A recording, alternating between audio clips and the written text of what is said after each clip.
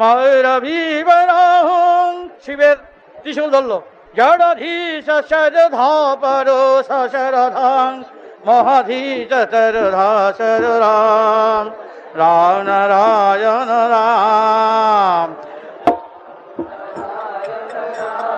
ধীশ শরধা তর ভিত তরধাম ধার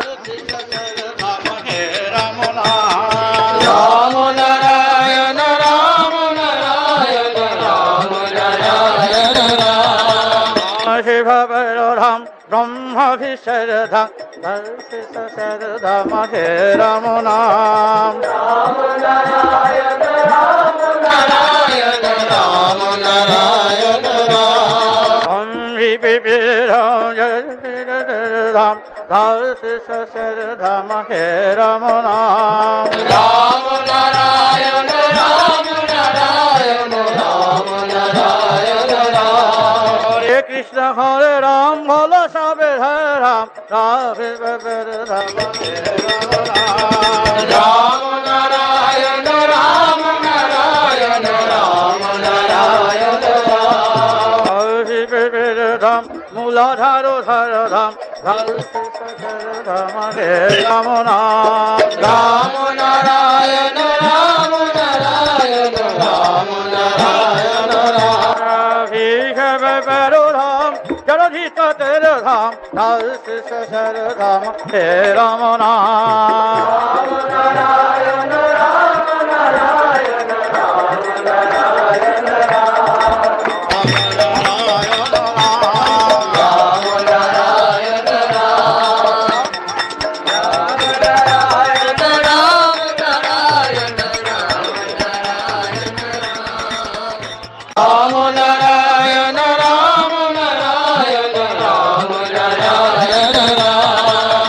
শিবরাম ব্রহ্মভিশরধাম শরধাম হে রাম নাম রাম নারায়ণ রাম নারায়ণ রাম নারায়ণ রাম বিবিরাম শরধাম হে রাম নাম রাম নারায়ণ রাম নারায়ণ রাম নারায়ণ রাম হরে কৃষ্ণ হরে রাম ভোলা সবে হরে রাম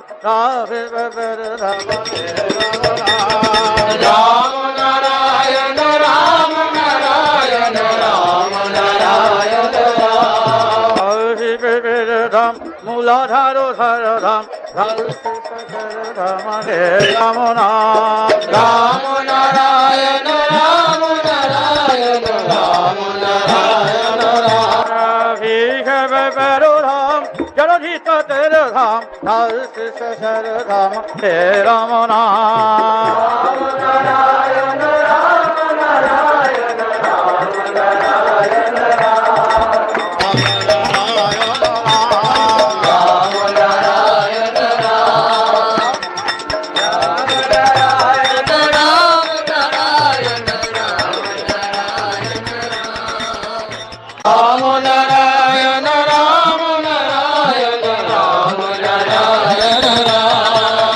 শিবরাম ব্রহ্মভিশরধাম শরধাম হে রাম নাম রাম নারায়ণ রাম নারায়ণ রাম নারায়ণ রাম বিবিরাম শরধাম হে রাম নাম রাম নারায়ণ রাম নারায়ণ রাম নারায়ণ হরে কৃষ্ণ হরে রাম ভোলা সবে হরে রাম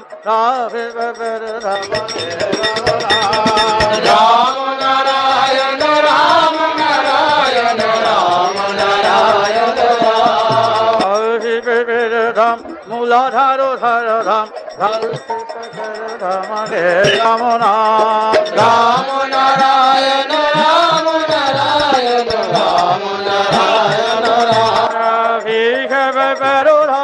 জড়ধীশ তের ধাম শরধাম হে রাম নাম নারায়ণ রাম নারায়ণ রাম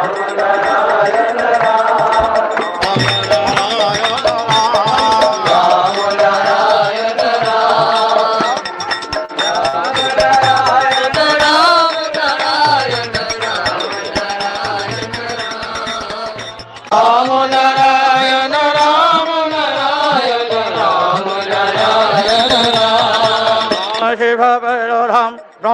বিশ্বরধাম ধরতি সরধাম হে রাম নাম। রাম নারায়ণ রাম নারায়ণ রাম নারায়ণ রাম। ওম বিবিরাম ধাম ধরতি সরধাম হে রাম নাম। রাম নারায়ণ রাম নারায়ণ রাম নারায়ণ রাম। হরে কৃষ্ণ হরে রাম ভোলা সবে হরে রাম রাধে রাম হে রাম নাম। রাম নারায়ণ রাম নারায়ণ রাম নারায়ণ রাম।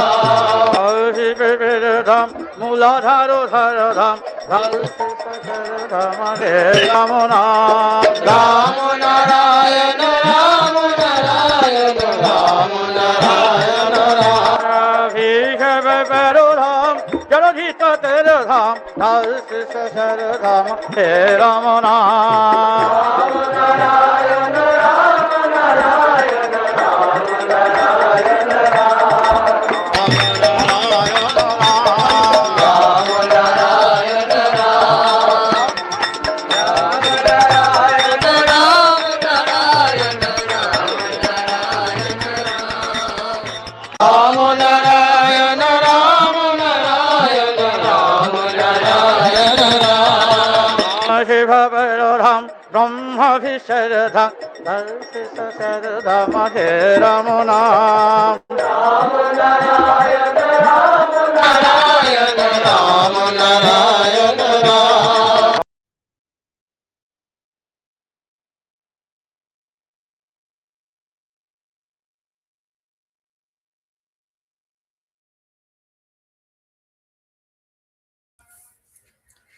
রাম নারায়ণ রাম।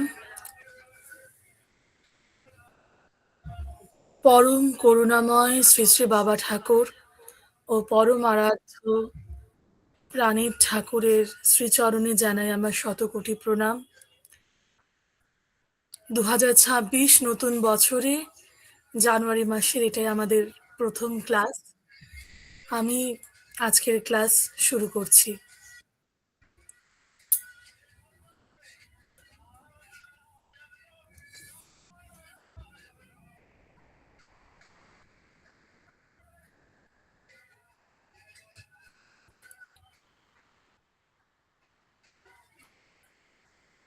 কেউ একটু রিয়েকশন দিয়ে জানাবেন যে স্ক্রিনটা দেখা যাচ্ছে কিনা বা আমার ভয়েসটা শোনা যাচ্ছে কিনা।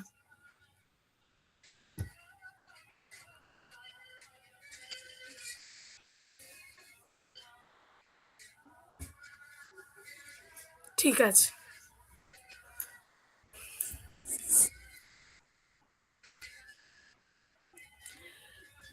Ram Narayan Ram. We thank all our friends for writing to us. We are yet to receive any information on dearest beloved. We share here a mail from respected brother Moloy Odhikari. তিনি লিখছেন, আমি মলয় অধিকারী, এখন আমার মেয়ের কাছে মুম্বাইতে আছি। একসময় চীনাকুড়িতে থাকতাম। আমি ঠাকুর বালক ব্রহ্মচারী মহারাজের একজন শিষ্য। কিছুদিন হলো আপনাদের মেলগুলো পাচ্ছি। মেলগুলো পড়ে এক অপূর্ব শান্তি পাচ্ছি। মনে হচ্ছে আমার গুরুদেব স্বয়ং ঠাকুরই যেন আপনাদের সাথে আমার যোগাযোগ করিয়ে দিয়েছেন। আমি ক্যান্সার আক্রান্ত। সারা শরীরে অনেকটাই রোগ ছড়িয়ে গেছে। আর বেশি দিন বাঁচব না। যেভাবে রোগ ছড়িয়ে গেছে মনে হয় আর 6 মাসের বেশি আমার আয়ু নেই। চলে যাবার আগে আপনাদের সাথে এই যোগাযোগ যেন ঠাকুর নিজেই করিয়ে দিলেন। বাবনকে যখন আমি প্রথম দেখি তখন ওর বয়স অল্প। বাবনকে অর্থাৎ এই মলয় অধিকারী আমাদের পরমারাধ্য প্রাণীর ঠাকুরের কথা বলছেন। মলয় অধিকারী লিখেছেন, বাবনকে যখন আমি প্রথম দেখি তখন ওর বয়স অল্প, বোধহয় 11 বা 12-এ পড়তো। তখন থেকেই বুঝতে পেরেছিলাম যে ও একেবারে অন্যরকম।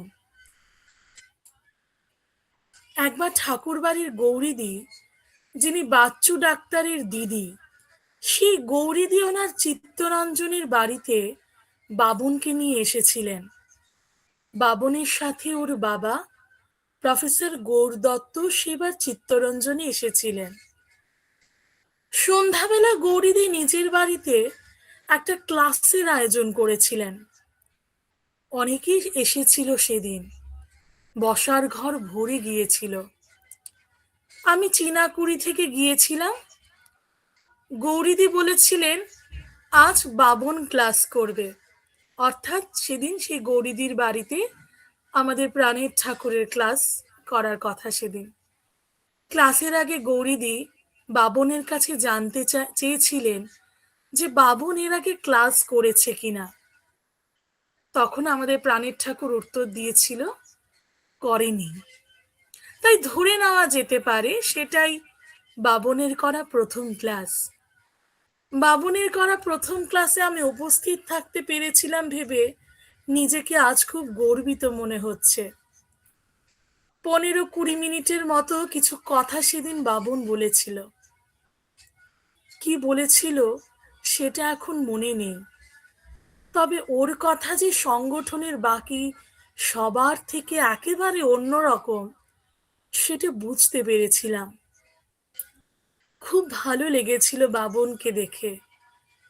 ওর চোখে মুখে এক আশ্চর্য সারল্য ও পবিত্রতা দেখে খুব আনন্দ হয়েছিল। তখন থেকেই ওকে আমার খুব ভালো লাগে।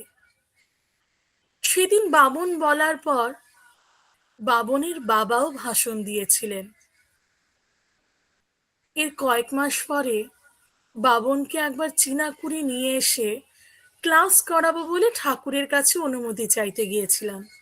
অর্থাৎ মলয় অধিকারী বাবা ঠাকুরের কাছে অনুমতি চাইতে গেছে যে তিনি প্রাণের ঠাকুরকে নিয়ে তার চীনাকুড়ির বাড়িতে নিয়ে যাবেন।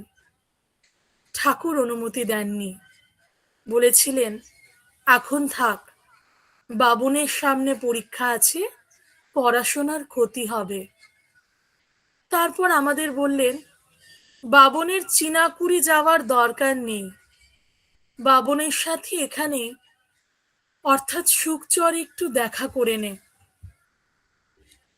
আমরা নিমতলার ঘরে বাবনের সাথে গিয়ে সেদিন দেখা করে এসেছিলাম। বাবনের সাথে সেদিন বিশেষ কথা হয়নি। ফিরে আসবার আগে যখন ঠাকুরকে আবার দর্শন করতে গেছি তখন ঠাকুর জানতে চাইলেন বাবনের সাথে দেখা হয়েছে কিনা। তারপর একটা অতীব অমূল্য কথা বাবন সম্পর্কে ঠাকুর বলেছিলেন। জানি না এরকম কথা ঠাকুর কোনোদিন কোনো শিষ্য সম্পর্কে বলেছেন কিনা। ঠাকুর বললেন, অর্থাৎ পরম করুণাময় শ্রী বাবা ঠাকুর বললেন, মহাশূন্যের যে তত্ত্ব বুঝতে স্বয়ং শিব হিমশিম খাচ্ছে, সেই তত্ত্ব অতি সহজে জলের মতো বাবনের অনুভবের যন্ত্রে ধরা পড়ছে দেখতে পাচ্ছি। ওকে তার জন্য কোনো চেষ্টাই করতে হচ্ছে না। মহাশূন্যের একটা আশ্চর্য অবস্থা, এটা খুব মূল্যবান। এরকম আগে হয়নি, পরেও হবে না। তাই ওকে সবার থেকে আলাদা রেখে দিয়েছি। কারুর সঙ্গেও মিশুক আমি চাই না। বিশাল বনের মধ্যে অনেক গাছের ভিড়ে একটা বিশেষ গাছে আপনা আপনি যেমন একটা অতি সুন্দর ফুল ফুটে ওঠে, যে ফুলটার জন্য পুরো বনের গুরুত্ব ও মূল্য অনেক বেড়ে যায়, একইভাবে মহাশূন্যের বাগানে কিভাবে যেন ও ফুটে উঠেছে। ওর জন্য অনেকেই অধীর আগ্রহে অপেক্ষা করে আছে। আমার জন্যই ও এসেছে, না হলে ওর আসবার কোনো কারণ ছিল না। আরো আগে ওকে পেলে ভালো হতো। অত্যন্ত গুরুত্বপূর্ণ এই জায়গাটি। আমি আবার বলছি, পরম করুণাময় শ্রী শ্রী বাবা ঠাকুর, আমাদের পরম আরাধ্য প্রাণের ঠাকুরের সম্বন্ধে যে কথাগুলো বলেছিলেন, আমি আবার সেই কথাটা আবার রিপিট করছি। বাবা ঠাকুর বললেন, মহাশূন্যে যে তত্ত্ব বুঝতে স্বয়ং শিব হিমশিম খাচ্ছে, সেই তত্ত্ব অতি সহজে জলের মতো বাবনের অনুভবের যন্ত্রে ধরা পড়ছে, দেখতে পাচ্ছি। ওকে তার জন্য কোনো চেষ্টাই করতে হচ্ছে না। মহাশূন্যের একটা আশ্চর্য অবস্থা এটা, খুব মূল্যবান। এরকম আগে হয়নি, পরেও হবে না। তাই ওকে সবার থেকে আলাদা রেখে দিয়েছে। কারোর সঙ্গেও মিশুক আমি চাই না। বিশাল বনের মধ্যে অনেক গাছের ভিড়ে একটা বিশেষ গাছে আপনা আপনি যেমন একটা অতি সুন্দর ফুল ফুটে ওঠে, যে ফুলটার জন্য পুরো বনের গুরুত্ব ও মূল্য অনেক বেড়ে যায়, একইভাবে মহাশূন্যের বাগানে কিভাবে যেন ও ফুটে উঠেছে। ওর জন্য অনেকেই অধীর আগ্রহে অপেক্ষা করে আছে। আমার জন্যই ও এসেছে, না হলে ওর আসবার কোনো কারণ ছিল না। আরো আগে ওকে পেলে ভালো হতো। মনে আছে আমার স্ত্রী সেদিন ঠাকুরের মুখে এই কথা শুনে খুব কাঁদছিল। আমার স্ত্রী প্রতিবার যখন ঠাকুর বাড়ি যেত, তখন ঠাকুর আর শিবের জন্য আলাদা করে ফল কিনে নিয়ে যেত। প্রথমে ঠাকুরকে ফল দিত, আর তারপর চলে আসবার আগে শিবকে ফল দিত। সেদিন চলে আসবার আগে আমার স্ত্রী শিবের জন্য আনা ফল শিব মন্দিরে না দিয়ে বাবনকে দিয়ে এসেছিল, অর্থাৎ আমাদের পরমারাধ্য প্রাণের ঠাকুরকে সেই ফল দিয়ে এসেছিল। বাবন তো কিছুতেই ফল নেবে না। আমার স্ত্রীর জোরাজুরি ও কান্নাকাটিতে শেষে ফল নিয়েছিল। এরপর থেকে ঠাকুর বাড়ি গেলে ঠাকুর, শিব আর বাবনের জন্য আলাদা আলাদা করে ফল কিনে নিয়ে যেত আমার স্ত্রী। আমার স্ত্রী আরতি 2 বছর হলো গত হয়েছে। আজ নিশ্চয়ই সে উপর থেকে বাবনকে ও আমাদের দেখতে পাচ্ছে এবং খুব আনন্দ পাচ্ছে। আমার বদলির চাকরি ছিল, লখনৌতে বদলি হয়ে যেতে হয়েছিল।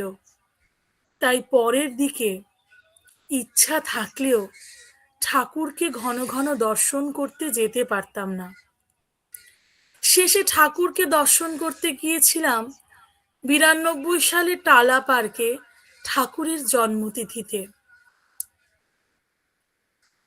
ঠাকুরকে প্রণাম করতেই জিজ্ঞেস করলেন, বাবনের সঙ্গে দেখা করেছি কিনা। ঠাকুরের আদেশ মতো আমি বাবনের খোঁজ করতে করতে শেষে স্টেজের পিছনে ঠাকুরের বিশ্রাম কক্ষে বাবনকে পেলাম। ওই ঘরে তখন শুধু বাবন, ঠাকুরবাড়ির সুভাষদা ও অন্য একজন ঠাকুরবাড়ির গুরুবোন ছিল। এই গুরুবোনকে আমি ঠাকুরবাড়িতে আগে দেখেছি, কিন্তু নামটা জানি না। আমি বাবনকে বললাম যে ঠাকুর আমাকে দেখা করে যেতে বলেছেন। আমার কথা শুনে বাবন লাজুক মুখে একটু হাসল। সুভাষদা আমার কাছে জানতে চাইলেন আমার সঙ্গে আর কেউ এসেছে কিনা। বললাম যে আমার স্ত্রী ও মেয়ে লখনৌতে আছে। ওদের আসবার খুব ইচ্ছা থাকলেও হঠাৎ অসুস্থ হয়ে পড়ায় আসতে পারেনি। সুভাষদা তখন একটা কাগজের প্লেটে অনেকখানি ঠাকুরের প্রসাদ আমাকে দিলেন। আমার চোখে জল এসে গেল, কারণ এর আগে আমি কোনোদিন ঠাকুরের সরাসরি গ্রহণ করা প্রসাদ পাইনি। অবশ্য এর পরেও আর কোনোদিন সে সৌভাগ্য আমার হয়নি। বাবনের সাথে দেখা করতে গিয়েই সেদিন ঠাকুরের প্রসাদ পাওয়ার সৌভাগ্য আমার হয়েছিল। আপনাদের সাথে এই কয়েকটি অমূল্য স্মৃতি ভাগ করে নিতে পেরে খুব ভালো লাগছে। বাবনকে মাঝে মাঝে মেল করি, আমার মেয়েও করে, কিন্তু উত্তর পাই না। এর জন্য আগে মন খারাপ হলেও ইদানিং সামলে নিয়েছি। বুঝতে পারি ও মোবাইল খুব কম ব্যবহার করে। তাছাড়া আমার মতো অনেকেই নিশ্চয়ই ওকে রোজ মেল করে। কতজনকেই বা ওর পক্ষে উত্তর দেওয়া সম্ভব? বিশ্বতত্ত্বের যে সূক্ষ্মতম জগতে ঠাকুরকে নিয়ে বাবন ডুবে আছে, সেখানেই ও ডুবে থাকুক। তারপর মলয়াধগিরি লিখছেন, শুধু এইটুকু প্রার্থনা করি যেন ও সবসময় সুস্থ থাকে। মাঝে মাঝে ওর জ্বর হয়েছে খবর পেলে আমার ও আমার মেয়ে দুজনেরই মনটা খুব খারাপ হয়ে থাকে। তাই সব সময় ঠাকুরের কাছে বাবনের সুস্থতা প্রার্থনা করি। বাবন যে লোকের ভিড়ে থাকতে স্বচ্ছন্দ বোধ করে না, সেটা কিন্তু ঠাকুরের ইচ্ছেতেই হয়েছে। কারণ ঠাকুর ওকে কখনো লোকের সাথে মেশামেশি করতেই দেয়নি। প্রতিভু বইটা পড়ে অনেক কিছু বুঝতে পারছি। বাবন যে এই বিশ্বের কাছে কতখানি দামি, সেটা অনেকটাই আন্দাজে আনতে পেরেছি। উপরে উল্লিখিত বাবন সম্পর্কে ঠাকুরের বলা কথাগুলো সেদিন ভালোভাবে বুঝতে পারিনি। এখন প্রতিভু বইখানি পড়বার পর ঠাকুরের বলা কথাগুলো আরো গভীরভাবে উপলব্ধি করতে পারছি। ঠাকুরকে আর বাবনকে আমারও আমার মেয়ের পক্ষ থেকে আন্তরিক প্রণাম জানাই। আমার মেয়ে অঞ্জনা ঠাকুরের দীক্ষা পেয়েছে, কিন্তু জব করতে চায় না। তবে দেখেছি বাবনকে আমার মেয়ে খুব শ্রদ্ধা করে ও ভালোবাসে। বাড়ির পুজোর আসনে ঠাকুর ও বাবনের ছবি আছে, রোজ সেখানে পুজো দেয়। নিজে থেকে বাবনের একটা লকেট তৈরি করিয়েছে এবং সেই লকেটখানি আমার মেয়ে সব সময় পড়ে থাকে। বাবনের কাছে এইটুকু প্রার্থনা রাখি যে আমি চলে যাবার পর আমার মেয়েটিকে যেন বাবন মনে রাখে ও আশীর্বাদ করে। আপনাদের সকলকে জানাই আন্তরিক শুভেচ্ছা। সবাই ভালো থাকবেন। নিয়মিত আপনাদের সব মূল্যবান মেল পাঠানোর জন্য এই অধম মৃত্যু পথযাত্রী আপনাদের কাছে খুবই কৃতজ্ঞ। রাম ও নারায়ণ রাম।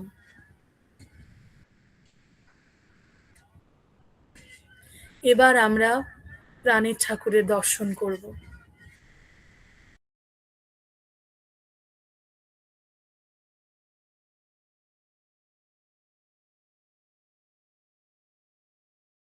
খুব কিউরিয়াস, বুঝছো কোটা? এই যে আমরা যে এসছি তার আসার উদ্দেশ্য, ওই প্রশ্নটা নিয়ে। বুলু কাকু এসছে? বুলু কাকু এসে নিয়ে তো ওখানে তো ঠাকুর তার প্রথমেই বলেছেন এই যে জীবজগৎ যে আমরা জন্মেছি আমরা কেউ আসিনি। এটা এই বরুণদাও করেছিল সেটা, বরুণদা করে আরও অনেকে দেখলাম আরও লিখেছে, কয়েকজন সন্ন্যাসীও জানতে চেয়েছে। তো এটা খুব ডিপ প্রফাউন্ড কোয়েশ্চেন, এবং এই যে প্রশ্ন এবং তার এইটার ইনস্ট্যান্ট উত্তরটা ঠাকুরকে প্লেসেস আর লিগ অ্যাপার্ট। এটা জানতে হলে তোমাকে ওই একটু ডিপ ফিলসফির জায়গায় ঢুকতে হবে। অ্যাকচুয়ালি ঠাকুর কি ঠাকুর তার পরে পরে যে শব্দগুলো বলছেন অ্যাকচুয়ালি পিন পয়েন্ট করা যাচ্ছে না। আমি যে আমি, তুমি যে তুমি, ওটা পিন পয়েন্ট করা যাচ্ছে না। আমি যে বুঝছি, তুমি যে খাচ্ছ, তুমি কে, এটা পিন পয়েন্টেড না। হাজার কাটাকাটি করলেও, এই ফিজিওলজিতে অ্যানাটমিতে কাটছাট করলেও এক্স্যাক্ট পিন পয়েন্ট হচ্ছে না। তো সেটা তো একটা ডিফারেন্ট আসপেক্ট। কিন্তু এর সাথে ঠাকুরের খুব ডিপ প্রোফাউন্ড ফিলসফি জড়িত থাকছে, স্পিরিচুয়াল। এই একটি কথার সাথে আমরা কেউ আসিনি, বুঝতে পেরেছ? তো ঠাকুরের ভাবনাটায় ওই জন্য মানে অজাতবাদ শব্দটার বারিন ঘোষ বিপ্লবী, তার সাথে ডক্টর মহেন্দ্রনাথ সরকার, যার শ্রীমৎ বালক ব্রহ্মচারী দর্শনসার আছে, তার একটা চিঠিপত্রে শ্রীমৎ ওই দর্শন সারে অজাতপাত শব্দটা এসছে, কিন্তু ওখানে এলাবোরেট করেননি।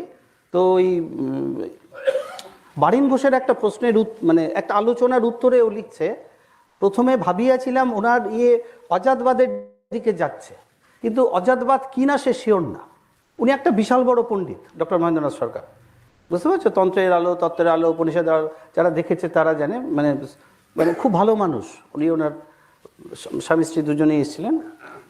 মানে উনি বলেছিলেন, এক শঙ্করকে অবলম্বন করে সুরেশ্বর, পদ্মপাদ, বিবর্ণাচার্য এরা যেমন একটা সূত্রকে অবলম্বন করে বিশাল বিশাল ভাষ্য, এনারও অনুভূতি সম্পন্ন চোখে তত্ত্বটা ফুটছে, ঠাকুরের অনুভূতি সম্পন্ন চোখে। এটা ছিল ওনার ভার্সন। এবার অ্যাকচুয়ালি রিয়েলিটিটা কি, এটার সাথে সুরটাও জড়িত। অ্যাকচুয়ালি সুর বলতে আমি বা কি বুঝি? আমি তো ঠাকুর ছাড়া কিছু মানি না, অ্যাকচুয়ালি সুরও তেমন মানি না। অ্যাকচুয়ালি সুর বলতে আমি বা কি মানি, মানে অ্যাকচুয়ালি আমার ভাবনায় সুরটাও কি, এইটা তো আমাদের তো ওই জন্য রিয়েলিটিটা বেদান্ত যেভাবে দেখে, বেদান্ত মানে আমাদের ইস্টার্ন ফিলসফি যেভাবে দেখে, ওরা তিনটা ভাগে ভাগ করে সেটাকে, ঠিক আছে? এক দৃষ্টিবাদ, ঠিক আছে, আরেকটা দৃষ্টি সৃষ্টিবাদ, আর 3 নম্বর অজাতবাদ। এই অজাতবাদ না গেলে ঠাকুরের সুরটা বোঝা একটু কঠিন হয়ে পড়বে। ওই জন্য আমি এই তিনটাকে একটু রাফলি অল্প কথায় বোঝানোর চেষ্টা করছি। সৃষ্টি দৃষ্টিবাদ মানে সৃষ্টি ক্রিয়েশন, দৃষ্টি কনসিয়াসনেস, বাদ থিওরি। তো যে থিওরি যেটা আগেই ধরে নিচ্ছে, এটাই অ্যাকচুয়ালি মডার্ন সায়েন্সের উপর দাঁড়িয়ে।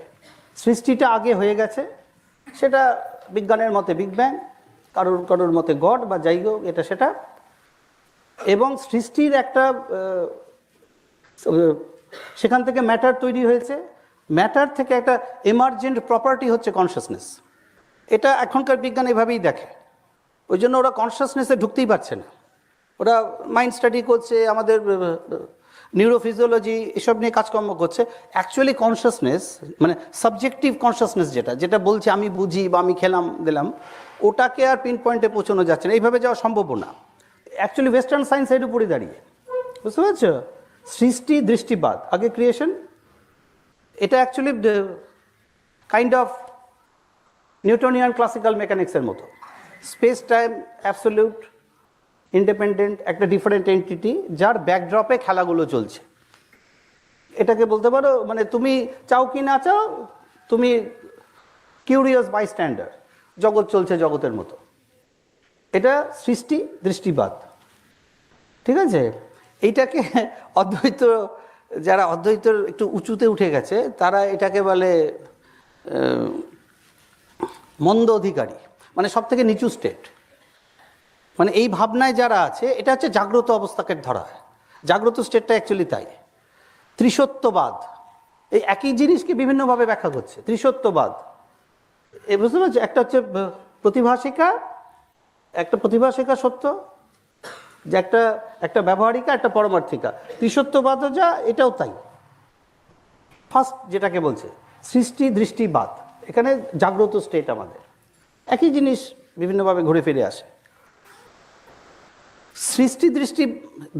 দৃষ্টি সৃষ্টিবাদটা হচ্ছে যে স্বপ্নের জগৎ, যেটা মানে কনসিয়াসনেস আগে, এবং কনসিয়াসনেসটা ইমার্নেন্ট ছিল বিশ্বব্রহ্মাণ্ড জুড়ে, যে ফর্মেই থাকুক, এবং যেটাকে আমরা জগৎ বলি, এটা তার প্রজেকশন।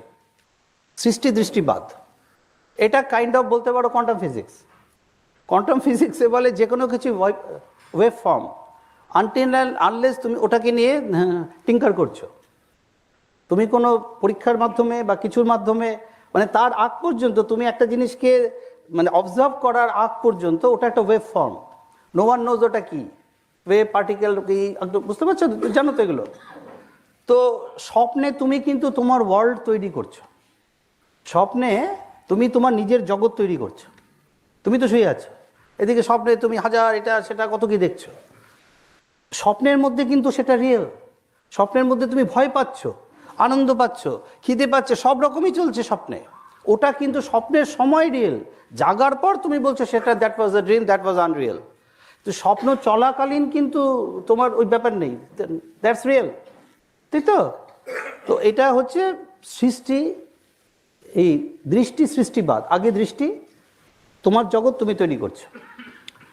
এখানে ঠাকুরের আরেকটা ইন্টারেস্টিং, ওদের যে এটাকে বলে দ্বিসত্যবাদ, ওটা হচ্ছে ত্রিসত্যবাদ, প্রতিভাসিকা, ব্যবহারিকা, পারমার্থিকা, এটা দ্বিসত্যবাদ। এখানে প্রতিভাসিকা স্বপ্নের জগৎ, আর হচ্ছে অ্যাবসলিউট পারমার্থিকা। এখান থেকে ঠাকুরের একটা ইন্টারেস্টিং ডিপারচার আছে। ঠাকুরের স্বপ্নের জগৎ কিন্তু প্রতিভাসিকা না, ঠাকুরের স্বপ্নের জগৎ ব্যবহারিকা। ঠাকুর ইউজ করছেন স্বপ্নটা এবং সেটাকে জাগ্রত অবস্থায় টেনেও আনতে পারছেন। নবদ্বীপ টবদ্বীপ হাজার ঘটনা আছে। তো এখানে একটা very interesting and very profound departure আছে ওদের অদ্বৈত বেদান্ত থেকে, যে যে জায়গায় ঠাকুর ইউনিক ওই পয়েন্ট থেকে, বুঝতে পেরেছ? তো এটা গেল একটা। এবার 3 নম্বরটা হচ্ছে অজাতবাদ। দিস ইজ ভেরি ইন্টারেস্টিং এবং দিস ইজ ভেরি র্যাডিক্যাল। মানে এত র্যাডিক্যাল ভাবনা হয় না। অজাতবাদ মানে নো অরিজিনেশন থিওরি, জগৎটা সৃষ্টি হয়নি, জগতের অ্যাকচুয়ালি সৃষ্টি হয়নি, ঠাকুর যেটাকে বলছেন আমরা আসিনি। এই জায়গাটা বোঝাটা একটু ডিপ জায়গা, বুঝতে পারছো? নো অরিজিনেশন থিওরি, অজাতবাদ। তো এটা গৌড়পাদের এক্সক্লুসিভ ভাবনা। এটা মানে শঙ্করাচার্যের গুরু গোবিন্দপাদ, তার গুরু গৌড়পাদের এক্সক্লুসিভ ভাবনা, মান্ডক্য কারিকার মধ্যে এটা বারবার এসছে।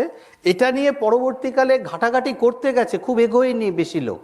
হস্তামলক এগিয়ে কিছু দূর এগিয়েছে, বিবনাচার্য গিয়েছিল, কিন্তু খুব বেশি মানে এগোননি, মানে এগোনো যাওয়া মুশকিল আছে।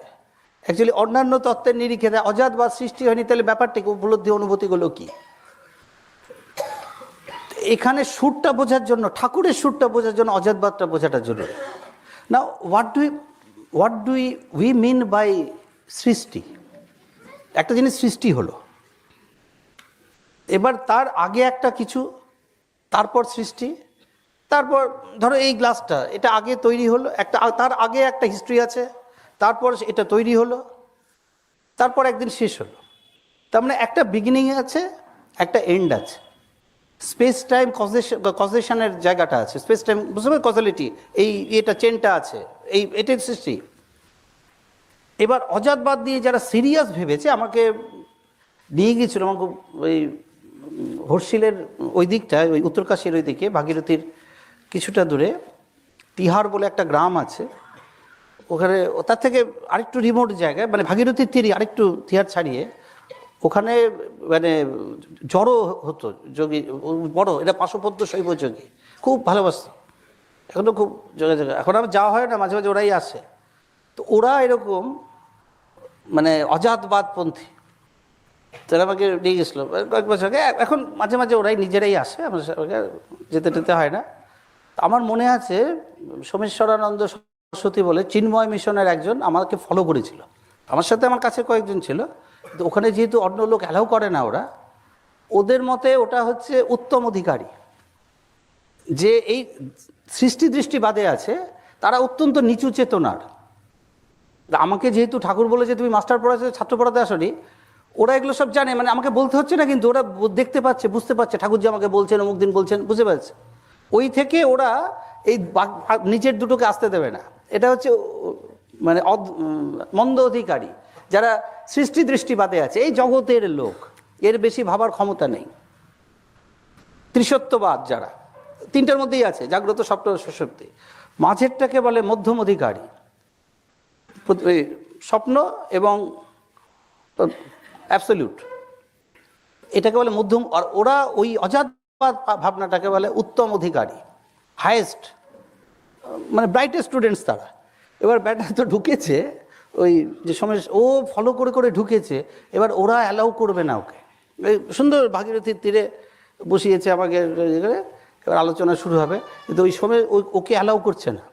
আমি দেখি, আর ওরা ক্ষমতা রাখে তো কি না কি করে দেবে, আমি তো ভয় পাচ্ছি কিছু। তো আমি বললাম থাক, এসেছি যখন কিন্তু ভদ্র, আমি সোমেশ্বর মহারাজকে আমি ভালো বলবো, ওই যে গেল, চলে গেল তারপর ওখান থেকে।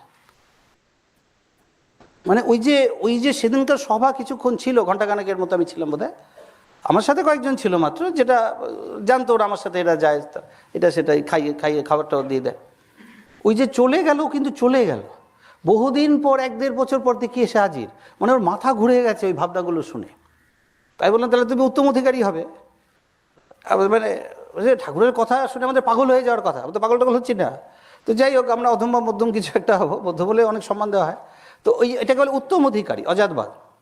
কথাটা বলছে হাইস্ট, ওটাকে ধরা হচ্ছে সব থেকে উঁচু। তো অজাতবাদের ভাবনায় হচ্ছে জগৎটা, ধরো বিজ্ঞান এখন পর্যন্ত যেখানে গেছে, বিগ ব্যাং যদি তুমি ধরো, তার আগে কি, এক তো আগে শব্দটা হয় না টাইম কনসেপ্টে, but what triggered the big bang? এটা তো কোনো আইনে নেই, মানে ফিজিক্সের কোনো ল করে না। যেখানে কোনো আইন পায় না সেখানে বলে দেয় সিঙ্গুলারিটি, যেখানে where all the laws of physics and mathematics fail, singularity. Singularity মানে তুমি জানো না, এটাকে ভদ্রভাবে বলা। আমি এই বিষয়ে অজ্ঞান, এটাকে ভদ্রভাবে মানে সায়েন্টিফিক টার্মিনোলজিতে বলা হয় সিঙ্গুলারিটি। তো তার মানে কি নাথিং, ওটা ডেটা ইজ পয়েন্টিং টুয়ার্ডস কিছুই না, কিছুই না থেকে কিছু, অ্যান্ড কিছুই না থেকে কিছু হওয়াটা মুশকিল আছে। একেবারে নাথিং থেকে একটা সামথিং বেরোবে, এটা ঠাকুরেরও ফিলসফির তুমি দেখবে ডিপে যদি ঢোকো, ঠাকুরও এটাকে সাপোর্ট করছেন। একদম কিছু না থেকে কিছু হতে পারে না, তার মানে নাথিং থেকে সামথিং হতে পারে না, এটা ঠাকুরেরও মত। আর ঠাকুরের মত বলে আমি মানে বিজ্ঞানের ওই জায়গাটা থেকে বেরিয়ে এসে আমাকে অ্যাকসেপ্ট করে নিচ্ছি। তার মানে কিছু একটা আছে, একটা গাছ হতে গেলে একটা বীজ লাগে, বা একটা কিছু হতে গেলে একটা সোর্স লাগে। যে কোনো কিছু একটা শুরু করতে গেলে একটা সোর্স লাগে। তো এরা অজাতবাদপন্থীদের বক্তব্যটা, ওদের যারা ডিপে চলে গেছে, ওরা ওই সোর্সটাকে ধরো নাম দিচ্ছে একটা খুব পিওরেস্ট কনসিয়াসনেস, এবং সেটা এত সাটল যে আমাদের কাছে ওটা নাথিং। আমাদের যত রকম, এখন আমি যদি চোখে দেখতে না পাই, এখানে যত চোখ সংক্রান্ত যা থাকুক, আমার কাছে তো সেটার কোনো অস্তিত্ব নেই। আমি যদি কানে শুনতে পাই, শব্দ যত রকম হোক, আমার কাছে তো অস্তিত্ব নেই। তো আমাদের যত রকম অনুভূতি আছে, এবং সায়েন্টিফিক টেকনোলজির সাহায্য নিয়েও আমাদের যত দূর পর্যন্ত আমরা যেতে পারি, তার থেকেও সূক্ষ্ম যদি কিছু হয়, তো আমাদের কাছে এটা অ্যামাউন্ট টু নাথিং। তো ওদের বক্তব্য হচ্ছে একটা খুব ডিপ অ্যান্ড পিওরেস্ট কনসিয়াসনেস। হোমওয়ার্কটির মা তো দূর বাড়ি দেখছে, কখন আসছ? হ্যাঁ, কনসিয়াসনেস অ্যান্ড দ্যাট সাটল, একটা profound deep consciousness, purest consciousness, এবং সেটা এত সাটল, ঠিক আছে? তো সেটার ওরা নাম দিচ্ছে ঈশ্বর। এটাকে ঠাকুর নাম দিচ্ছেন সুর। সেটা করছে কি ইন অ্যান্ড থ্রু চলছে। সেটা কোত্থেকে এসেছে সেটা একটা গভীর ডিবেট, ওটার মধ্যে আসা যায়। তো যাক, এইটারই ওরা নাম দিচ্ছে যেটাকে ঈশ্বর। এইটা এখানে কিন্তু ঈশ্বর বলে, আমরা আমাদের সমস্যা কোথায়, আমরা আমাদের পার্সোনাল ইম্পোজিশন করে দিই, একটা পার্সোনালিটি তৈরি করতে চাই আমাদের মতো করে। ঈশ্বর বুক, ঈশ্বর তো বুক, আমরা খুব ইমপিওর, আমাদের কথাবার্তার এখানে কোনো দাম নেই, ঢুকছেও না। কিন্তু those who are elevated and those ওই জায়গায় রিচ করেছে পিওরেস্ট, তাদের ভাবনার তো একটা গুরুত্ব দিতে হয়, কারণ সে ওই জায়গায় রিচ করে গেছে। তো তাদের ভাবনায় এটা একটা খুব purest state of consciousness, very very pure and extremely subtle, so subtle যে আমরা হিসাবে আনতে পারছি না। আমাদের কাছে সবসময় না হয়ে থাকছে, মানে এটা ম্যাটারও বলা যাবে না, নন ম্যাটারও বলা যাবে না, না সদ না অসদ ইতি। ওদের ভাবনায় না সদ না অসদ ইতি, এটাকে এক্সিস্টেন্স আছে, এক্সিস্টেন্স নেই সেটাও বলা যাবে না, কোনো কিছুতে ধরা যাচ্ছে না, transcendental, beyond the reach of our mind, আমার মাইন্ড রিচ করতে পারছে না। এটাকে ওরা নাম দিচ্ছে ঈশ্বর। এখন এই ব্যাপারটি, ধরো এই সৃষ্টিটা, ধরো এই পৃথিবীটা হলো 450 কোটি বছর, তো তার আগেও ছিল। পৃথিবী একদিন ধ্বংস হয়ে যাবে, তারপরেও থাকবে। ইট রানস ইন অ্যান্ড থ্রু। এবার ওই পার্সপেক্টিভ, অজাতবাদ কত ইন্টারেস্টিং ব্যাপারটা, এবং ঠাকুরের ওই আকুলতা ব্যাকুলতাটা ওই কারণেই যে ওটাকে এখন ধরো গোল্ডের অ্যাটমিক নাম্বার কত? 79, মাস নাম্বার 197। হ্যাঁ, মাস নাম্বার, এখন 79 অ্যাটমিক নাম্বার।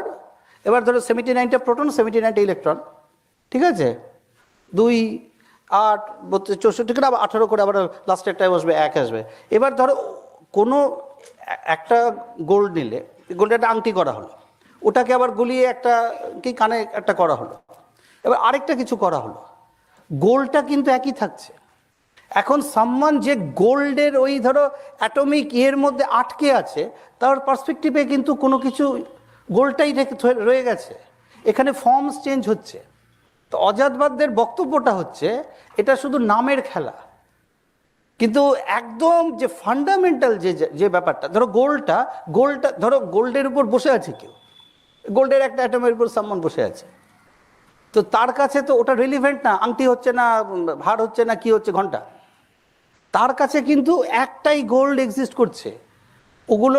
ওগুলোর ফর্মটা বোঝার জন্য যে ধরো মানে স্থূল জায়গাটা যায়, সেই জায়গাটা ওদের রিচ করার দরকার পড়ছে না, ফলে তার কাছে অজাতবাদ জগতের কোনো মানে জগৎকে ওরা মানে সৃষ্টিটাই হয়নি। তো ঠাকুরের এইটা বোঝার জন্যই মানে এই যে কেন আশীর, এবার তুমি সূক্ষ্মে গেলেও দেখবে ওই একটা ব্যাপারে আমাদের মধ্যে চলছে প্রত্যেকের, খুব মানে ফান্ডামেন্টাল ডিপ প্রোফাউন্ড জায়গায় গেলে সুর বলতে ঠাকুর এটাকে বলছে, যেটা আগেও ছিল, যার থেকে আমি এসছি মানে কোটানকোট ঠাকুর, আমরা সবাই সৃষ্টিটা এসছি, এবং যেটা থেকে যাবে সব কিছুর পরে, ফলে যা জানলে সব জানা হয় অ্যাকচুয়ালি, যেহেতু ওই ওটা কিন্তু প্রোফাউন্ড ডিপ পিওরেস্ট কনসিয়াসনেস যেটা সাটল, ওটাকে ঠাকুর সুর বলছে, ঠিক আছে? ওই জন্য ওটাকে আঁকড়ে ধরে থাকতে চাইছেন, যাতে ওইটার থেকেই যখন আমি এবং আমরা সব কিছু, ফলে ওইটাই আমাকে সমাধানের পথে, উদ্দেশ্যটা ওটারই। সে তো একটা সজাগ কনসিয়াসনেস, মানে তার সজাগ। মানাদাকে একটা প্রশ্ন করেছিলেন না এটা, যে ওই ওর যে ইচ্ছাটা, হ্যাঁ, এবার তারটা একটা পার্সোনাল, তোমাকে নিয়ে, তোমার ছেলেকে নিয়ে তোমার একটা ইচ্ছা আছে, তোমার ছেলেকে নিয়ে তোমার একটা খুব ডিপ ইচ্ছা আছে। এবার যতক্ষণ না তুমি তোমার ছেলেকে সেই ইচ্ছাতে এস্টাবলিশ হতে দেখছো, তোমার ছেলের নিজস্ব ইচ্ছা শক্তি থাকলেও তোমার ইচ্ছা তো পরিপূর্ণ হলো না। তো একদিকে খুব অটোক্রেটিক বলবো আমি, ঈশ্বর সে ঘুরে ফিরে আবার টেনে নিয়ে আসছে যতক্ষণ না তার ইচ্ছার সাথে তুমি অ্যালাইন্ড হচ্ছ। এটাকে বিবেক বলে, বা এখানে বিবেক আর কিছুই না, একটা তোমার পার্সোনাল ইচ্ছা, আরেকটা বিশ্বের ওই সুরটার ইচ্ছা। যে যত কাছাকাছি অ্যালাইনমেন্টে পৌঁছতে পেরেছে সে এখানে তত বড় মহান, শিব বা যাই বলো দেবতা, মধ্যে ব্যাপারটা অ্যাজ সিম্পল অ্যাজ দ্যাট, ঠিক আছে? তো অজাতবাদ মানে ওই সিম্পল ওই জায়গাটা দিয়ে, ওটার মধ্য দিয়ে মানে সুরটা জানার জন্য ডিপে গিয়ে অজাতবাদটা বুঝতে হয়, মানে অজাতবাদটা বোঝা জরুরি। বোঝা গেল? এবার এইটারও যে অজাতবাদের সমস্যা হচ্ছে, দ্য ওয়ে, আমার জীবনের একটা ঘটনা বলে, এবার কথা বেশি বলতে, এটা আমার ঘটনা না, সামওয়ান যারা অবজার্ভ করছে আমাকে, ধরো কোনো যোগী বা কিছু, এটা তাদের পার্সপেক্টিভ থেকে বলা, এটা আমার কথা নয়। তুমি যেহেতু সাবজেক্টটা নিয়ে আছো সুরের, এবার এটা কতদূর ডিপেন্ডেবল এই জায়গাটা তারা বোঝার চেষ্টা করছে, তো যে ঠাকুর বা এই সুরটাই বা কতদূর ডিপেন্ডেবল বা কতদূর নির্ভর করা যায়, বা এর কোনো চেঞ্জেস ঘটবে কিনা বা কোনো শিফট আসবে কিনা তার টোটাল ইতে স্ট্রাকচারে। তো ওই অর্থে বলছি আমি, ধরো আমাকে যে দেখছে, কেউ দেখছে, খুব ক্লোজ অবজারভেশনে রাখছে, আর আমাকে কিন্তু আমার মুখে কিছু হলে আমি কিন্তু দেখতে পাবো না, এখন আমি তোমারটা দেখতে পাবো, তুমি আমারটা দেখতে পারবে। তো আমার ওই সেই অর্থে বলছি, মানে আমাকে যেটা দেখেছে সেটা সে লিখছে, বলছে, বাকিদের সাথে আলোচনা করছে, এবং আমি সেটা শুনছিও। ওই জায়গা থেকে কতগুলো জিনিস উঠে এসছে এই সুরের ভবিষ্যৎ বা কি ওই এতে। তো ধরো ডিপ সমাধির যে জায়গাগুলো, এবার অসম্প্রজ্ঞাত সমাধি যেটাকে বলা হয়, সেখানে মাইন্ড মানে দ্যাটস দ্য হাইয়েস্ট এটা রিচ বলা হয়। মানে এটা আমি এবার ওই অদ্বৈত থেকে যোগে ঢুকছি, সম্প্রজ্ঞাত অসম্প্রজ্ঞাত সমাধি হাইয়েস্টের সমাধি ব্যাপারটা যোগেদের একচেটিয়া, ফলে অসম্প্রজ্ঞাত শব্দটা মোর অ্যাপ্রোপ্রিয়েট দ্য নির্বিকল্পটা বেদান্তিক ভাবনা থেকে এসছে। তো ওখানে ওদের মধ্যে ব্যাপারটা হচ্ছে মাইন্ড স্টাফ, যেটাকে আমরা চিত্তবৃত্তি যেটাকে মাইন্ড স্টাফ বলা হয়, সেটাই মধ্যা গণ্ডগোলের ব্যাপার। বুঝতে পেরেছি? অথ যোগ অনুশাসন 1 নম্বর সূত্র, যোগ চিত্তবৃত্তি নিরোধ। মাইন্ডটা এত মানে টার্বুলেন্ট হয়ে আছে, এত মাডি হয়ে আছে যে আমরা তলাটা কিছুই দেখতে পাচ্ছি না। মধ্যা ব্যাপারটা মাইন্ড, এনিথিং এখানে মাইন্ড জরুরি। এখানে যে কমিউনিকেশনে যে কোনো, এখানে তোমার এই জগতের অস্তিত্ব আছে মাইন্ডের জন্যই। তুমি তাকিয়ে আছো কিন্তু মাইন্ড অ্যাটাচ করোনি, তুমি কিন্তু দেখতে পাবে না। আমরা বলি না অন্যমনস্ক, এই কি দেখছিস বা কি দেখছো, তাকিয়ে আছে কিন্তু শুনছি কিন্তু মন ওদিকে অন্যদিকে, তো শুনতে পাচ্ছি না। তো তার মানে কান কাজ করছে, চোখ কাজ করছে, সবই করছে, আনটিল অ্যান্ড আনলেস মন অ্যাটাচড হচ্ছে, ওইগুলোর কোনো অস্তিত্বই নেই। এইভাবে যদি দেখতে দেখতে যাও, জগৎটা আছে অ্যাজ লং অ্যাজ তোমার মাইন্ড আছে, মধ্যে ব্যাপারটাতে মাইন্ড এক্সিস্ট করছে বলে। ওই জন্য ওরা দেখলো কি, যোগসূত্রের ঋষিরা, পতঞ্জলি ওগুলোকে কম্পাইল করলো 195টা সূত্র, মধ্যে সমস্যাটা মাইন্ডে। We have to go deep down, মানে ওই মাইন্ডের মধ্যে ঢুকতে হবে, এবং তারই উপরিয়ে ওটাকে, মাইন্ডটাকে বলছে চিত্তবৃত্তি। এবং ওরা বলছে মাইন্ডটা খুব টার্বুলেন্ট হয়ে আছে। টার্বুলেন্ট হওয়াতে আমরা আমাদের স্বরূপটাকে দেখতে পাচ্ছি না। খুব সায়েন্টিফিক আমি বলবো, ঠিক আছে? তো অত যোগ শাসন, ঠিক আছে? যোগস চিত্তবৃত্তি নিরোধ, যোগ মোদ্দা একটা লাইনের উপর দাঁড়িয়ে চিত্তবৃত্তি থেকে নিরোধ করা, ইয়ে করে দেওয়া। 3 নম্বর সূত্র করলে কি হবে? তদাদ্রষ্ট স্বরূপে অবস্থানম। তুমি যদি করে ফেলতে পারো, তুমি তোমার আসল আমিটাকে চিনতে পারবে। কাম অ্যান্ড কোয়াইট হয়ে গেছে the surface of the lake, লেকের জল একদম ক্ল্যারিটি হয়েছে, ক্রিস্টাল ক্লিয়ার। তুমি নিজেকে দেখতে পাচ্ছ বটমটা।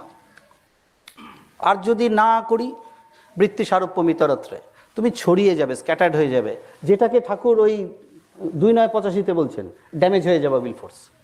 একেবারে 4টা সূত্রে এন্টায়ার রিয়েলিটির ব্যাখ্যা দেওয়া। অর্থাৎ যোগ অনুশাসনম 1 নম্বর, ঠিক আছে? যোগ চিত্তবৃত্তি নিরোধ 2, তদাদ্রষ্টু স্বরূপে অবস্থানাম 3, 4 বৃত্তি সারূপ্যমিতরত্রে। তো এই যে এবার মাইন্ডটা তো স্টিল হলো, কিন্তু mind can never be discarded. এটা কিন্তু আমার কথা। এবার আমি যেটা বলতে চাইছি, এবার তাদের অবজারভেশনটা বলছি ঠাকুরকে নিয়ে। এখন দে হ্যাভ ফাউন্ড আমার মাইন্ড ডিসকার্ডেড হচ্ছে। এটা একটা ফানি ব্যাপার, মজারি ব্যাপার, হিলারিয়াস ব্যাপার, এবং কাইন্ড অফ অসম্ভব ব্যাপার। বাট স্টিল আমি এক্সিস্ট করছি, ধরো খুব ডিপ কিছুতে। এটা ওদের ভার্সনটা আমি দিচ্ছি। আমি সুরটাকে আরও প্রফাউন্ড জায়গায় নেওয়ার জন্য বলতে হচ্ছে কথাগুলো। তাদের অবজারভেশনে শিবস্বরূপ আচার্যের খুব বড় যোগী, কনস্ট্যান্ট দেখে, ঠাকুরও খুব ভালোবাসেন ওদের, দেখেছি, খুব পছন্দ করেন ওদের অবজারভেশন, নিষ্ঠা টিষ্ঠাগুলো এত ভালো।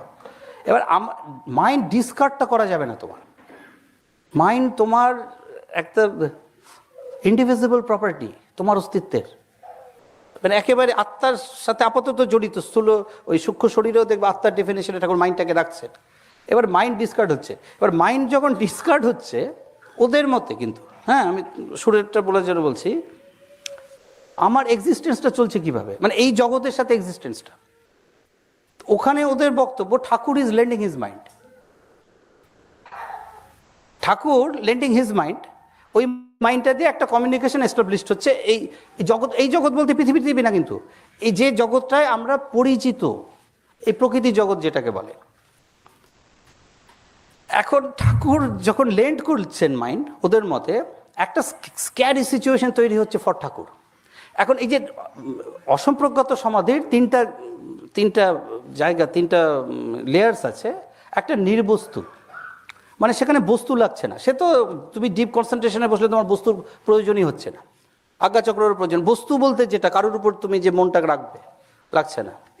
আরেকটা নিরোধ, মন বিকামস অ্যাবসলিউটলি স্টিল। ওকে, আন্ডারস্টুড। 3 নম্বরটা নির্বীজ। নির্বীজ মানে তোমার পাস্ট যে কোনো কিছু অ্যাসপিরেশনস, অ্যাম্বিশনস, ইচ্ছা, অনিচ্ছা, সব কিছুর বীজগুলো যে থাকে, ওগুলো সব বার্ন আউট হয়ে পুড়ে গেছে, মানে অস্তিত্বহীন অবস্থায় পড়ে গেছে। পুড়ে গিয়ে অস্তিত্ব থাকতে পারে, পুড়ে গেছে। Whenever Thakur is lending his mind, ঠাকুরের রেকর্ড পয়েন্টটা টোটাল শ্যাটার্ড হয়ে যাচ্ছে। গোলটা থাকছে না, অ্যাম্বিশন থাকছে না। That was a very scary situation. তো ওই সময় ঠাকুরের, ওরা বলছে যে ছোটবেলায় অনঙ্গকে বাঁচাতে গিয়ে সব চলে এসেছিল, তো এখানেও অনেকে চলে আসছে ঠাকুরকে বাঁচাতে, কারণ ঠাকুরের এক্সিস্টেন্স অ্যাট রিস্ক। তো ঠাকুর যে প্যাটার্নে চলেছেন, এই প্রকৃতিটাকে মারাত্মক গুরুত্ব দিয়ে, ভয়ঙ্কর গুরুত্ব দিয়ে, ওটা ওই যার উপর দাঁড়িয়ে আছে। তুমি অ্যাকচুয়ালি কি? তুমি অ্যাকচুয়ালি কালেকশন অফ মেমোরিজ। আমি যে বুঝতে পারছি বাবুদা, ওই দিনের ঘটনা, ওই পিঙ্কি, ওই বাচ্চাটা, ওই তোমার মা, কত স্মৃতি ছোটবেলা থেকে। তো এই মেমোরি পার্টটা যদি উড়িয়ে দেওয়া যায়, তুমি তো ব্ল্যাঙ্ক। তো এবার ওই স্পেস টাইম কজালিটিটা নষ্ট হয়ে যায়। এবার ঠাকুরের যে রেকর্ড এবং ঠাকুরের যে পোস্ট, বিশ্বের উঁচু পোস্ট এবং যে goal, ambition, everything get saturated and severely saturated and revocable, মানে ওটার চেঞ্জের মধ্যে আসছে না, মানে একটা পার্মানেন্ট জায়গায় চলে যেতে চাইছে। তো ওই ক্ষেত্রেই ঠাকুর ওই জন্য পরে টেকনিক নিলেন যে ওই 17তম করে, মানে ওই ত্রিগুণাতীতকে করে ঠাকুরের পার্ট পার্ট পার্ট পার্ট ঠাকুরেরই ধরো মাইন্ড তাদের মধ্যে দিয়ে দিয়ে যদি কিছু রিফ্লেকশন করা যায়, এবং আপাতত ওটা একটা ওই কোনো মতে ওই বেড়া টেড়া দিয়ে ঠিকিয়ে রাখে না, ওইভাবে ব্যাপারটা চলছে। কথাটা বলছে, ফলে ওটাও খুব প্রফাউন্ড জায়গায় নেই। অজাতবাদ কনসেপ্ট দিয়েও যদি যাওয়া যায়, এটাও খুব সিচুয়েশন নয়, মানে খুব সেফ অ্যান্ড কাম বা একটা তোমাকে একটা সিকিউর জায়গায় নিয়ে যাচ্ছে, সেটা নয়। That can also be shattered and that has been proven. কথাটা বলছো তো, ওই জন্য আপাতত যে এগুলো খুব ডিপ টেকনিক্যাল জায়গায় চলে যাচ্ছে। এরপর এরপর কোথায় যাচ্ছে, থটটা কোথায় যাচ্ছে? এবার কমিউনিকেশনের লোক চাই তো মাঝখানটায়, আমি তো থট দিচ্ছি। থট মানে চেতনাটা টুইস্ট অ্যান্ড টার্নস কোথায় নিচ্ছে, মানে ওটা জাস্ট লাইক এ চাইল্ড, কিন্তু মানে বাচ্চারও মন পাকা না, কিন্তু কনসিয়াসনেস তো আছে, বাচ্চা তো কাঁদছে, তার মানে কিছু না কিছু অ্যাক্ট করছে। তো ওইভাবে এই চেতনাটা কোথায় যেতে পারে খুব সাটেল লেভেলে, ওইটা তার বিবরণগুলো আসে। জায়গা বেশি ওই সুরটা মানে বুঝতে পারছো তো, সুর মানে সেই দ্যাটস পিওরেস্ট কনসিয়াসনেস, যেটা ইন অ্যান্ড থ্রু চলছে।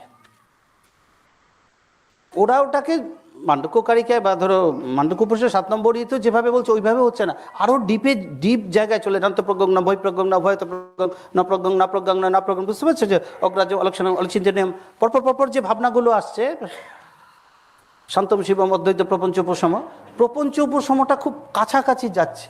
সামথিং যেটা আমাকে একটা সিকিউর জায়গা দেবে, অ্যাটলিস্ট একটা জায়গায় পৌঁছে দেবে, স্ববিজ্ঞ আত্মা, ওটাই আত্মা লাস্ট। তো ওই জন্য ঠাকুরের 2-9-85টা করে সূক্ষ্ম শরীর হিসাবে দেখে, আত্মাটাকে এক স্টেপ আর ভাবতে চেষ্টা করে ওইভাবে। যাক, অনেক বকেছি, আর বকবো না, এবার সবাই বকবে। হ্যাঁ বরুণদা বলো। বরুণদা মোটামুটি বোঝার চেষ্টা করলাম, এটা মানে বোঝানো মুশকিল এগুলো, বুঝছো? হ্যাঁ হ্যাঁ বলো। 5-9-85, হ্যাঁ ফাটাফাটি। হুম হুম হুম হুম বললাম একটা না। হ্যাঁ হুম হুম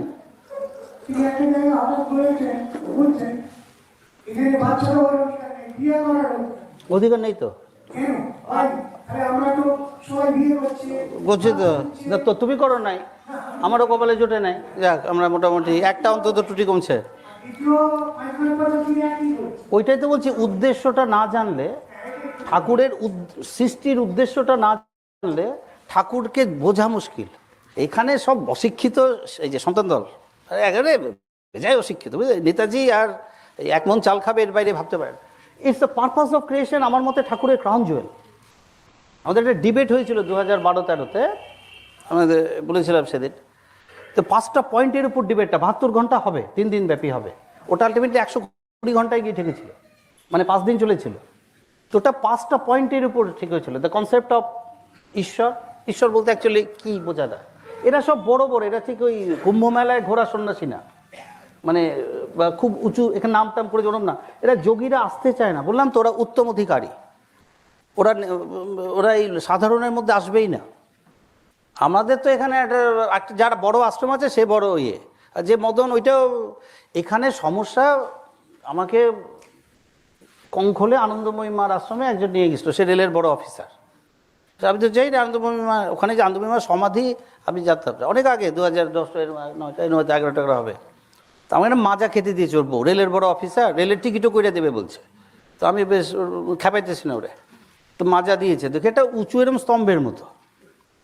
তো আমি খেতে খেতে টায়ার্ড হয়েছে, স্তম্ভের উপর মানে এরম উঁচু করা, উপরে আমি মাজাটা রেখেছি।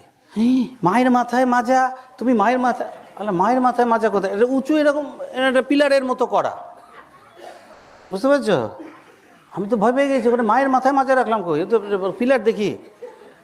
বলে না, মানে ওখানে আনন্দময়ী মা সমাধিস্থ করা হয়েছে।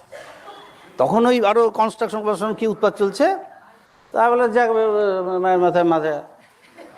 যাক নিয়ে নিচ্ছি। এখন ওর আনন্দময়ীমা বড় কেন ও বুঝাচ্ছে আমাকে, আর ও আনন্দময়ীমাকে মানে, আমি মানি না তো কী করা যাবে, যাই হোক ও মানে। এখন আনন্দময়ীমাকে ও বড় কেন বলছে, যে আনন্দময়ীমা মারা গেল, ইন্দিরা গান্ধী বলল আমি যাচ্ছি, এবং ইন্দিরা গান্ধী আসলো, তারপর দেখা গেল। আমাদের সমস্যাটা হচ্ছে ইন্দিরা গান্ধী আসলে সে লোকটা বড়, শাহরুখ খান আসলে সে লোকটা বড়। প্রবলেম হচ্ছে ইন্দিরা গান্ধী রাজনীতির লোক, তার থেকে আমি রাজনীতিক শিক্ষা নেব। তিনি কি আধ্যাত্মিক জ্ঞানে খুব উন্নত, ফলে তিনি একজনকে বড় বলবেন? এখানে পৃথিবীটা বুঝতে পারছে, এখানে গুবলেট পাকানো পৃথিবী। এখানে মাস যেদিকে দৌড়ায়, মানে মব সাইকোলজি, লোক যেখানে বীর সেখানে বীর। কিন্তু রাসেল বহুদিন আগে বলে গেছে, Bertrand Russell, majority is always wrong. কারণ 100 জনের মধ্যে 100টা লোক যদি তুমি অ্যাট র্যান্ডাম পিক করো, 100 জনই ইন্টেলিজেন্ট হওয়ার চান্স খুব কম। মোস্ট অফ দ্য মিডিওকার বা বিলো মিডিওকার মেধাই হবে, ইন্টেলিজেন্ট, খুব ইন্টেলিজেন্ট তো কম থাকবে। তার মানে কি এবার মেজরিটির বুদ্ধি থাকবে উল্টাপাল্টা। মেজরিটি খুব মেধাবী যে বুদ্ধিটা দেবে। ওই জন্য আমি রামকৃষ্ণের এই রবীন্দ্রনাথের ঈশ্বর ভাবনা, আইনস্টাইনের ঈশ্বর ভাবনাগুলোকে বুঝতে পারছি। কারণ এখানকার কোন কোন অমুক হরেন মণ্ডল কিছু একটা বুদ্ধি দিল, সে যদি আধ্যাত্মিকভাবে উন্নত হয় আমার আপত্তি নেই। তো এখানে সমস্যা হয় ওটা। মায়ের আমরা কোন দাঁড়িয়ে ওর লোকটা পরে ওই যে ওখানকারই সেবা টেবা করে, ও পরে এসে আমাকে ওখানে বলতে পারিনি তো, পরে এসে খুব ভালো লেগেছে ওর, আমাকে বলে এসে আমাকে পরে ধরেছে, ওখানে আশ্রমের মধ্যে বলেনি। আলম কী বেসিসে ইন্দিরা গান্ধী ভালো প্রশাসক ছিলেন, উনি অনেক কিছু কাজ টাজ করেছেন, ওনার থেকে আমি রাজনীতিটা ভালো জানে, রাজনীতি শিখবো। কি বেসিসে? হতেও পারে ইন্দিরা গান্ধী আধ্যাত্মিকতা জানে। তোমার কাছে আনন্দময়ী বড় কেন ইন্দিরা গান্ধী এসছে? একটা উত্তর। তো বুঝতে পারছো তো? তো এই যে আধ্যাত্মিকতা বুঝতেও তো একটু এটা লাগে। তো এইটা রয়েছে আমাদের সমস্যা। কি জন্য বলতে গিয়ে ওটা চলে গেল। হ্যাঁ,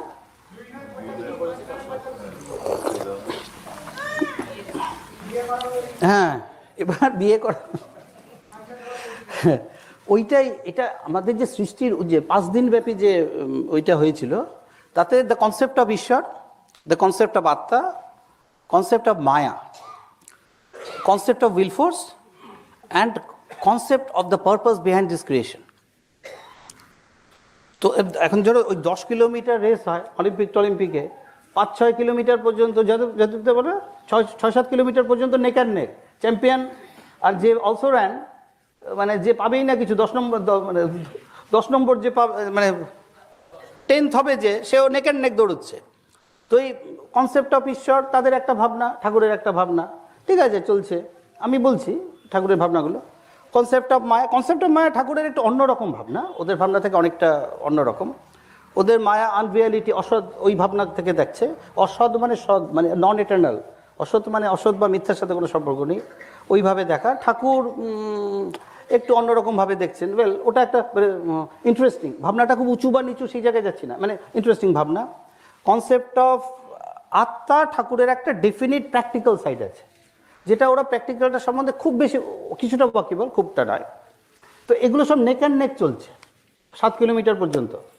যখন কনসেপ্ট অফ উইল ফোর্স আসলো, তখন ঠাকুর পিক আপ নিচ্ছে ঠাকুরের ভাবনাটা। তখন কিছুটা কন্টেস্টে আসছে কাশ্মীরি শৈবিজম এবং ডিস্টেন্ট থার্ডে অদ্বৈত বেদান্ত। কাশ্মীরি শৈবিজমের ওরা অদ্বৈত বেদান্ত টাইপই, ওরা মানে মনো ইয়েতেই বিশ্বাস করে, কিন্তু ওরা মাইন্ডের মানে আলটিমেটলি দেয়ার আর মানে মাইন্ডের অস্তিত্বটা মেনে নেয়। নর, শক্তি এবং শিব, ত্রিকা, 3টার উপর ডিপেন্ড করছে কাশ্মীরি শৈবিজম। অদ্বৈত বেদান্ত যেমন একটা সত্যের উপর, অ্যাবসলিউট ওয়ানে গিয়ে দাঁড়াবে, এই ভাবটা। তো উইল ফোর্সে ঠাকুরের ভাবনা যথেষ্ট পাকাপোক্ত। কাশ্মীরি শৈবিজম লড়ছে, কিন্তু বোঝা যাচ্ছে স্পিড টিট দেখে ঠাকুরই পারা মুশকিল আছে। And the last point, purpose behind the creation, কেউ নেই বাজারে, ওটাই ঠাকুরের। তো দ্যাটস আমার কাছে ঠাকুরের ক্রাউন জুয়েল। পারপাস অফ ক্রিয়েশনটা, সৃষ্টির উদ্দেশ্যটা বুঝলে, তাহলে এগুলো করা অপ্রয়োজনীয় হয়ে যাবে। ওইবার তখন সেখানে তুমি হোঁচট খাবে, বুঝতে পারছো? আমাকে হোঁচট না দিয়েই, আমাকে দেয় নাই, তোমাকে নিশ্চয়ই দেয় নাই বিয়াতে হোঁচট, আমাকেও তো আর হোঁচট খাইতে হয় নাই। যে এমনি হয় নাই বিয়া, যাই হোক কী করা যাবে।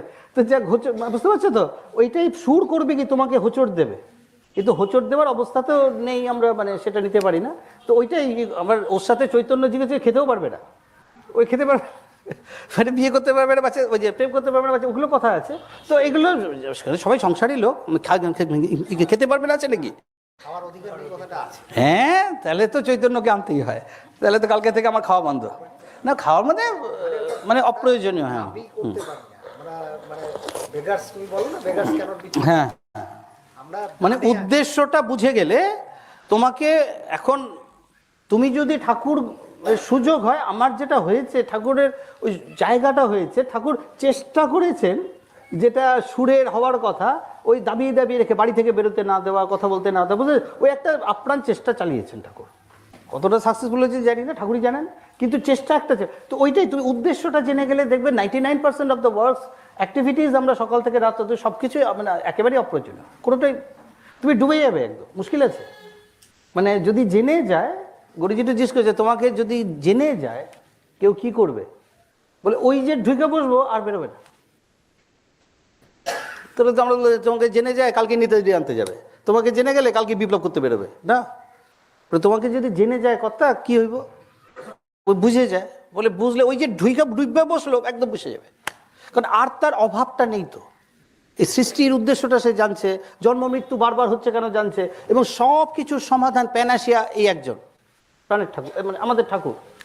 এটা সে হাড়ে হাড়ে বুঝছে। এখন তো আমরা ঠাকুর আছে ভালোই হবে, চলো একটা গিয়ে বিড়ি খাই, মানে আমাদেরটা এখন বুঝতে পারছি অনেক অভাবের মধ্যে ঠাকুর থাকলে, ঠাকুর আমাদের অনেক আশা আকাঙ্ক্ষা আছে, অনেক লোভ আছে, গ্রিডস আছে, তো সেগুলো আমরা পূরণ করব।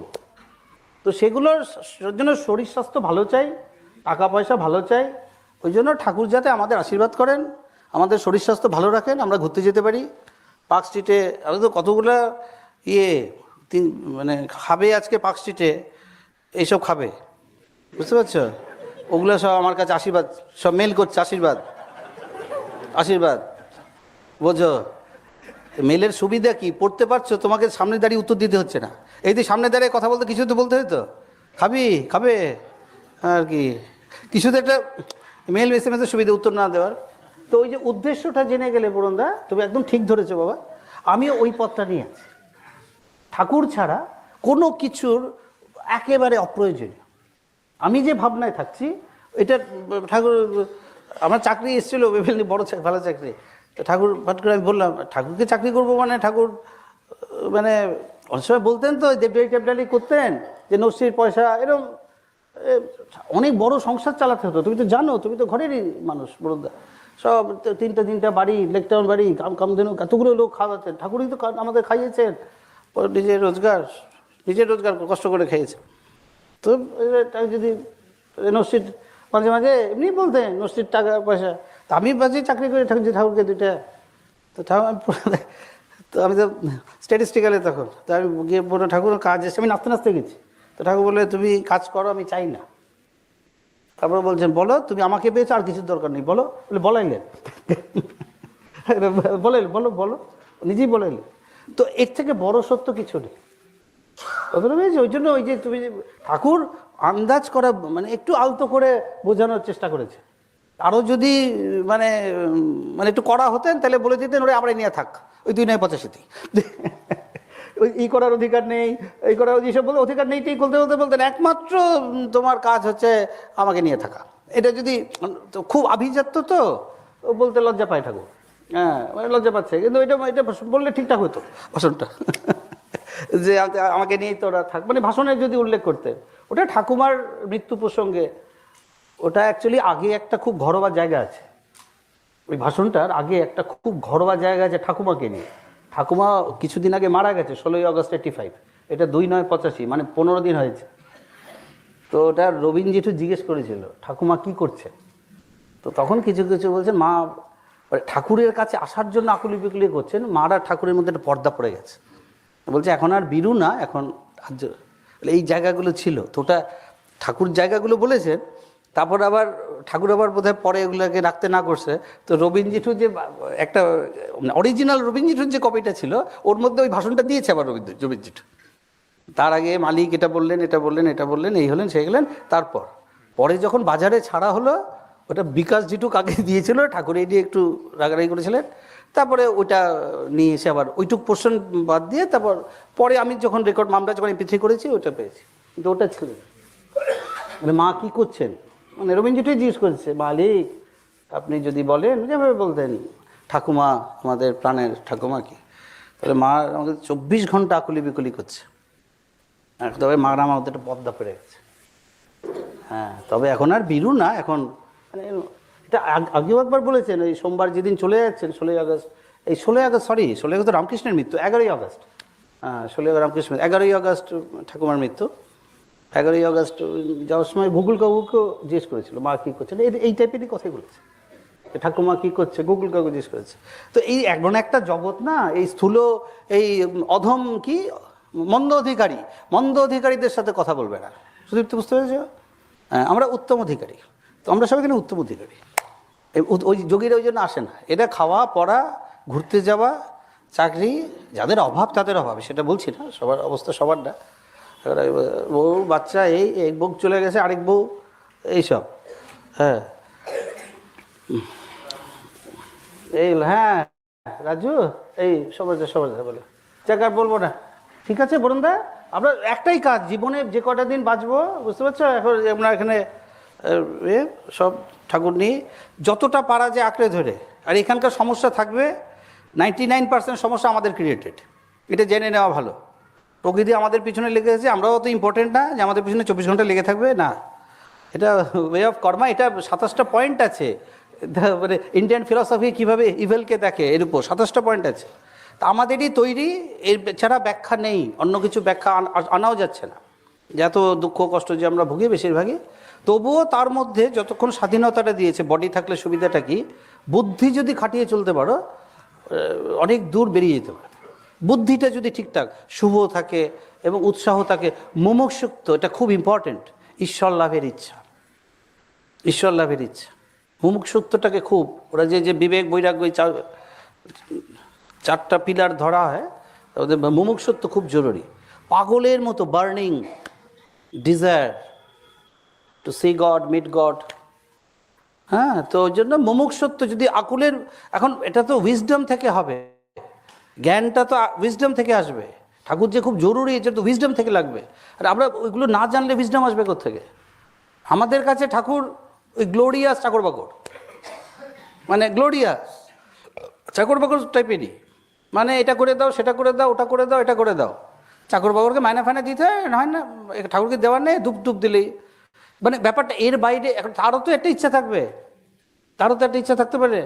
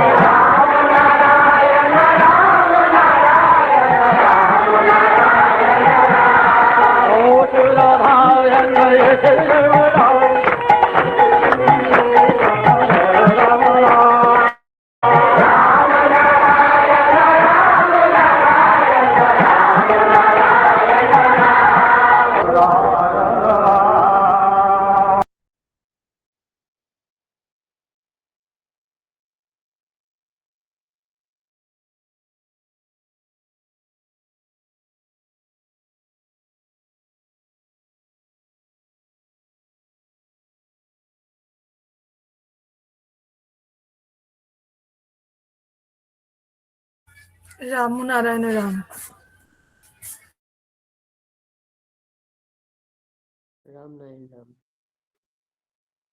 রাম নারায়ণ রাম। খুব সুন্দর ক্লাস হয়েছে। রাম রামনারায়ণ রাম। রামনারায়ণ রাম। রাম ও নারায়ণ রাম। রাম রাম ও নারায়ণ রাম। রামনারায়ণ কোনটা মাইক? রাম এই বাদিকের একটা রাম নারায়ণ রাম। রামনারায়ণ রাম। রাম ও নারায়ণ রাম। রামনারায়ণ রাম রাম। নারায়ণ রাম। রাম নারায়ণ রাম। রাম নারায়ণ রাম। রাম নারায়ণ রাম। রাম নারায়ণ রাম।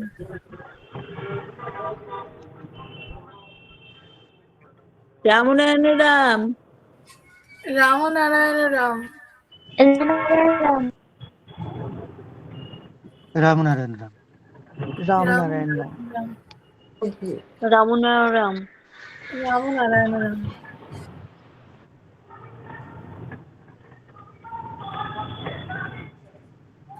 রামনারায়ণ রাম। রামনারায়ণ রাম।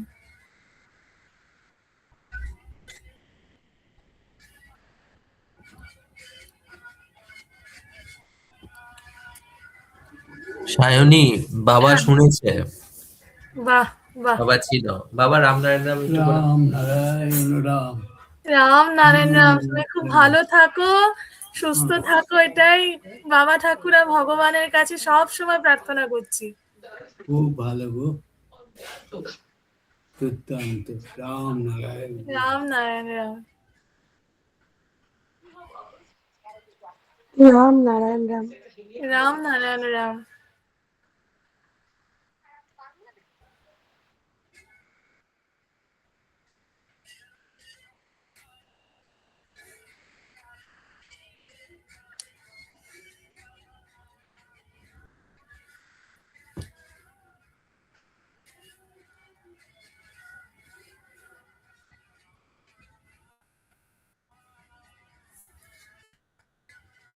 তাহলে এখানেই শেষ করছি তাহলে আজকের ক্লাস। সবাই ভালো থাকবেন, সুস্থ থাকবেন। রামনারায়ণ রাম। রামনারায়ণ রাম। রামনারায়ণ। রাম নারায়ণ রাম। আমি এখন শেষের দিকে জয়েন করেছিলাম। এসো, রামনারায়ণ রাম, তোমাকেই খুঁজছিলাম মনে মনে। মানে শেষের দিকে জয়েন করেছি, চেম্বার ছিল তো। হ্যাঁ হ্যাঁ, বুঝতে পেরেছি। একটা 10টা লাস্টের দিকে। 25 ডিসেম্বর ছাড়া আর কি করেছো? আর কোনো? 25 ডিসেম্বরটা ক্লাসটা চালানো হয়েছে। আর হ্যাঁ। তার আগে একটা মেইল পড়েছি, ওই মলয় আচ্ছা, আচ্ছা। অধিকারী একজন, তিনি তার বলো লেখা। দিদি, হ্যাঁ। আমি তোমাকে মেইলটা পাঠিয়ে দেবো, আর তার হ্যাঁ। আগে আনা হয়েছে। আচ্ছা আচ্ছা আচ্ছা। ছোটর মধ্যেই রাখা হয়েছে আজকের ক্লাসটা। না ঠিকই আছে, যাক, ওটা তো স্বপ্নে পেয়েছো, অতএব রাখতেই হবে। একদম। ঠিক আছে, ভালো থেকো সব। রাম নারায়ণ রাম। হ্যাঁ, রামনারায়ণ রাম। রামনারায়ণ রাম। রাম নারায়ণ রাম। ও সব দিদিরা সবাই রয়েছে। রাম নারায়ণ রাম। রামনারায়ণ। দিদা বলছে তোমার গলা শুনেই বুঝে গেছে।